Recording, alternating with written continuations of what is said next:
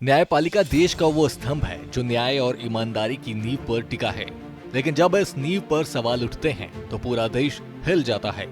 ऐसा ही एक मामला दिल्ली हाई कोर्ट के जज जस्टिस यशवंत वर्मा का, जिनके खिलाफ गंभीर आरोपों ने तूफान खड़ा कर दिया। इन आरोपों ने न केवल उनकी विश्वसनीयता पर सवाल उठाए, बल्कि महाभियोग जैसे बड़े संवैधानिक कदम की चर्चा को भी हवा दी। चलिए विस्तार से जानते हैं इस मामले को और महाभियोग की प्रक्रिया को। दरअसल justice Yashwant Verma Delhi high court के एक सम्मानित जज हैं, लेकिन हाल ही में उनकी सरकारी आवास से भारी मात्रा में नकदी और जले हुए नोटों के बंडल मिलने की खबर ने सबको हैरान कर दिया।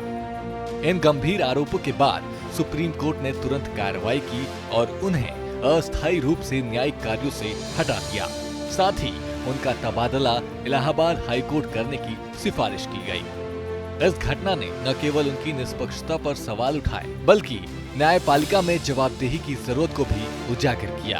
अब केंद्र सरकार संसद के आगामी मानसून सत्र में उनके खिलाफ महाभियोग प्रस्ताव लाने पर विचार कर रही है, बशर्ते वह स्वयं इस्तीफा न दें। महाभियोग क्या है?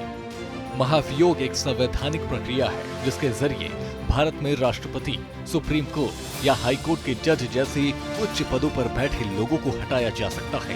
यह तब लागू होता है जब कोई जज गंभीर गलती करता है, जैसे भ्रष्टाचार, नियम तोड़ना या जनता का भरोसा तोड़ना।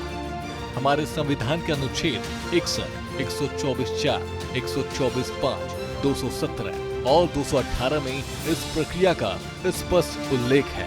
ये प्रक्रिया न्यायपालिका को निष्पक्ष और विश्वसनीय बनाए रखने के लिए बनाई गई है। महाभियोग कब और क्यों लाया जाता है? महाभियोग तब शुरू किया जाता है जब किसी जज पर गंभीर आरोप सिद्ध होते हैं, जैसे पैसों की हेराफेरी, पक्षपात, यौन उत्पीड़न या कोई ऐसा व्यवहार जो उनकी निष्पक्षता पर सवाल उठाए। इसका मकसद ये सुनिश्चित करना है कि न्यायपालिका में बैठे लोग अपनी शक्ति का गलत इस्तेमाल न करें और जनता का भरोसा बना रहे। उदाहरण के लिए, अगर कोई जज अपने फैसले में बेईमानी करता है या भ्रष्टाचार में लिप्त पाया जाता है, तो महाभियोग के जरिए उसे पद से हटाकर न्यायपालिका की गरिमा को बचाया जा सकता है। महाभियोग की प्रक्रिया कैसे काम करती है?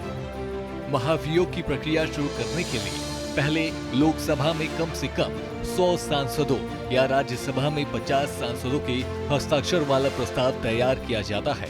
ये प्रस्ताव लोकसभा स्पीकर या राज्यसभा सभापति को सौंपा जाता है, जो इसे स्वीकार और अस्वीकार कर सकते हैं। अगर प्रस्ताव स्वीकार होता है तो एक 3 सदस्यीय कमेटी बनाई जाती है।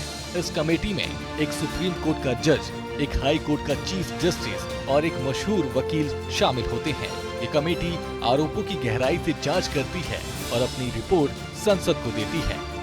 रिपोर्ट्स के आधार पर लोकसभा और राज्यसभा में प्रस्ताव पर बहस होती है।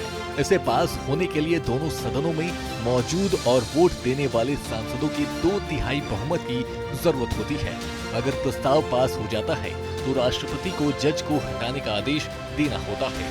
हालांकि भारत में अब तक किसी जज को महाभियोग के जरिए हटाया नहीं गया है, क्योंकि ज्यादातर मामलों में जज जांच पूरी होने से पहले ही इस्तीफा दे देते हैं।